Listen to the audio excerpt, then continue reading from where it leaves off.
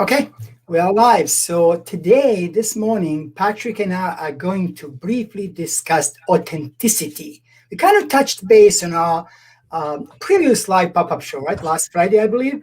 And Yep. so let's talk about what is or what is not authenticity. Well, first of all, good morning, Brazzo.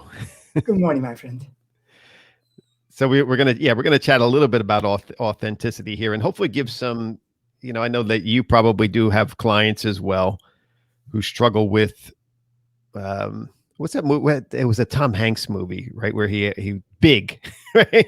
Sometimes we feel like we're a little kid in a big man's suit, like it's not really us. And how do we find ourselves? How do we really ground ourselves into being true to ourselves? To being authentic, with ourselves.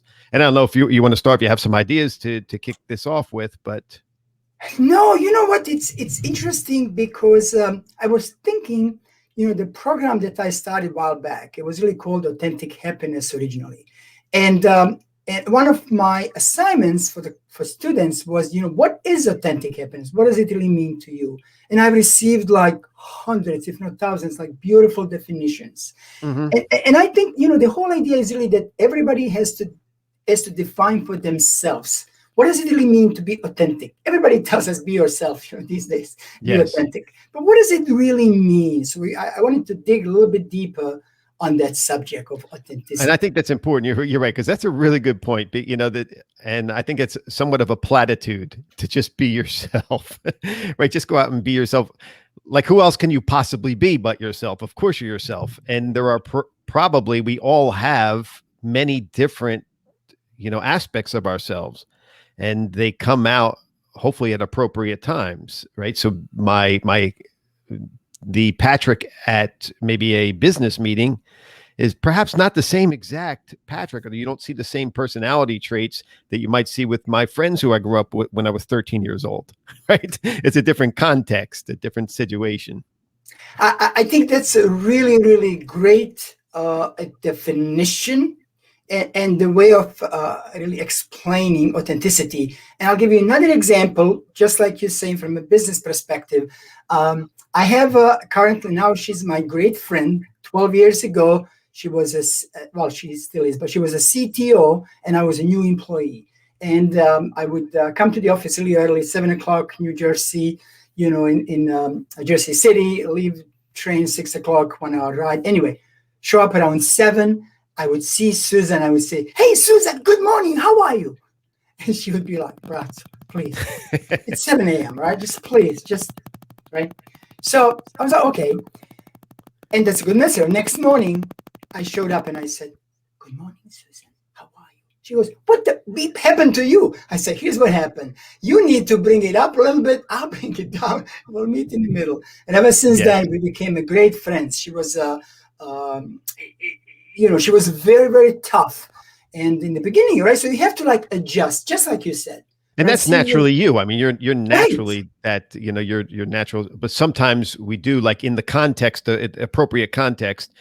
It's not that we're not being ourselves. We're just meeting, right? We're learning to play in other people's ballpark Yes. instead of the home team. We're not always the Mhm. home team. We have to also be the Mhm. visiting team once in a while.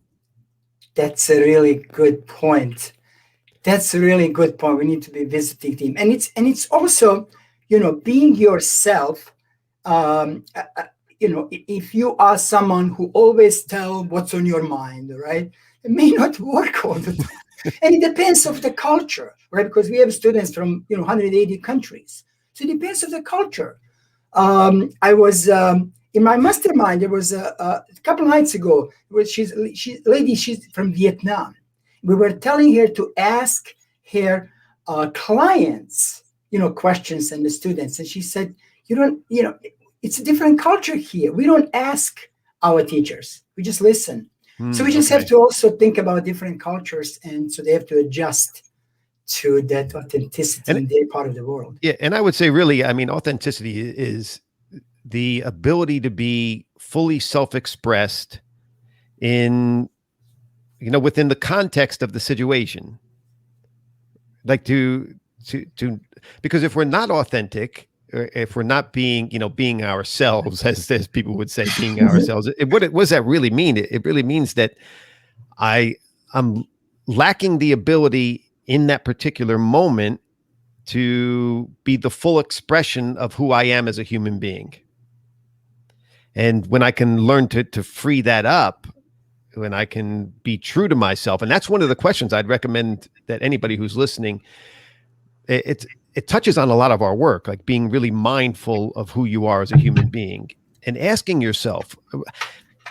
And I think that a lot of this comes down to, we know when we're not being true to ourselves, right? We know there's a friction that takes place internally.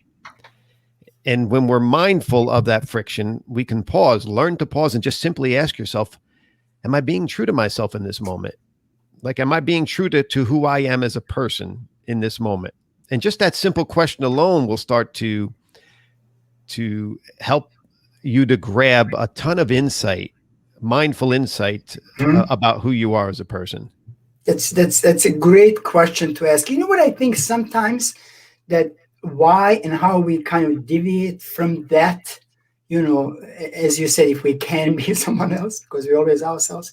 But I think it's if you look at some of our students, right? So they might be looking at, top coaches in the world. They might be looking, whoever they're looking, and regardless in what area of their life, and they want to be like them. Now, that could be healthy competition, because I want to grab all these good quality that you have, but I'm going to be myself. I'm going to express them in my way. I'm not going to express them in Patrick's way. So that's still authenticity. And it doesn't mean don't try to grab good quality from someone. You should. No. See something, grab it and pick it up, and you use it, right? Yes. Yeah.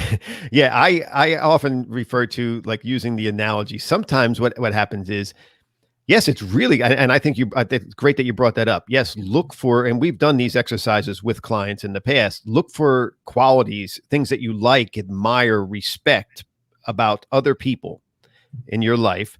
And then ask yourself, describe those things that you like, admire, respect. Maybe the people watching this can do this. Describe.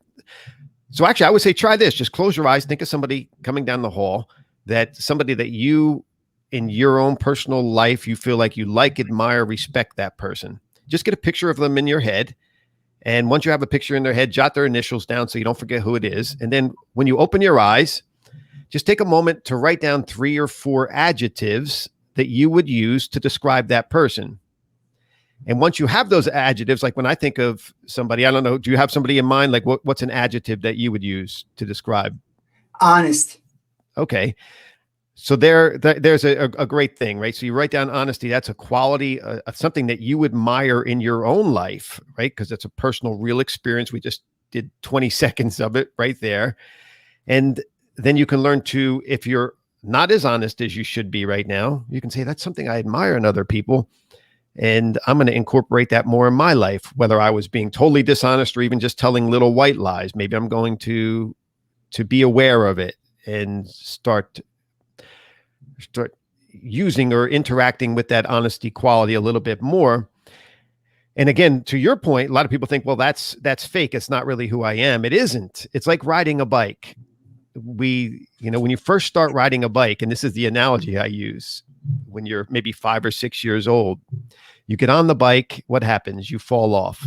You get on, you fall off. You get on, you fall off. And if you're lucky, you have an older brother or sister, or maybe, your mom or dad or a neighbor who comes out and holds the back of the seat for you. And eventually they let go, and you are now a bike rider. So like in that distinction of time, you became somebody who was not a bike rider and someone who is a bike rider. And nowhere in that transition from being not a bike rider to a bike rider, nowhere in there were you ever faking anything. Right. There was no faking. You were just doing something until you became it. You were doing bike riding until you became a bike rider. So you can do those qualities of other people until you become those qualities, until they become ingrained in you. Yeah, no, thanks for bringing it up. This actually is a great exercise, and regardless, how you do it, Is it closing your eyes? Is it writing it down, right? And then looking it up and picking up one, at least top three, or just take one that you really admire and that you want to improve in your life. And to, as you said, that is authenticity. It is. You do it until you become it. Yes. And there's no faking until you're making it. Yes. Yes. In life, it's do it until you become it. That's right. That's right. You and I had so many discussions about fake it till you make it or do it till you become it, right? Yeah, Big exactly. difference. Big difference. Awesome. Awesome. Awesome. So, all right. So let's wrap it up. We wanted people to do now what? I think we gave them a quick. I'd say, yeah, be mindful. Ask yourself, am I being true to myself in this situation? Also be kind to yourself. We always go back to that. So when you're not being true to yourself, it's not about beat yourself up time. Yes. It's about just recognizing, okay, in this moment, I'm not being true to myself. How do I navigate myself back to being true? That was one thing. And then we had the exercise. Think of somebody who you like, admire, respect, and learn to adopt those qualities. Do those qualities that you would like and admire, respect until you become those qualities. And I think that's probably about what we got, right? Yeah, I think it's for about 10 minutes or so. It's pretty good. We'll keep popping up.